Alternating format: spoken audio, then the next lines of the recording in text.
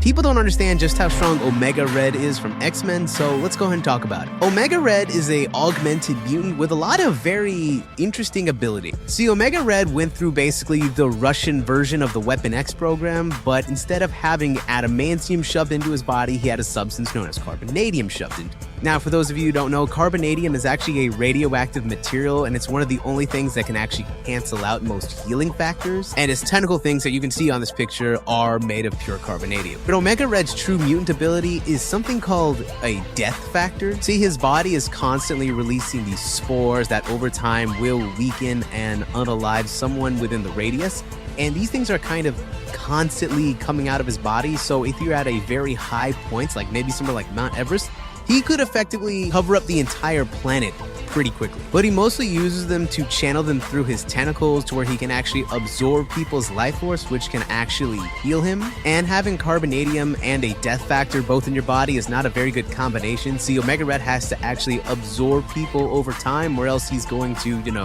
no longer be doing that living thing. But he also has the basic things like superhuman strength, speed, stamina, all that other good stuff. There also is a device known as a carbonadium synthesizer that if he puts into himself, he doesn't really need to absorb people's life force. He's kind of just fine at that point. Something else I wanted to mention is the spores in Omega Red's body are actually also extremely flammable as well. But anyway, over the years, Omega Red has done things like he has absorbed Colossus' life force energy, and it's also made him so strong where he could actually bend the metal of Colossus' skin with his bare hands. He's also heavily damaged Iron Man's armor, and he's also destroyed a MODOK unit again with just his bare hands. Omega Red's tentacles are also strong enough and fast enough to block bullets as well, and he's also strong enough to tank rocket launchers. He's also knocked out and defeated Wolverine and Deadpool as well, and the mutant Dazzler has described him to be an Omega level mutant. Now, that's not really been confirmed yet, but with how Omega Red's powers work, I'm pretty sure that could happen one of these days. And also recently he's had a power-up, so now his spores are just much more powerful at this point. But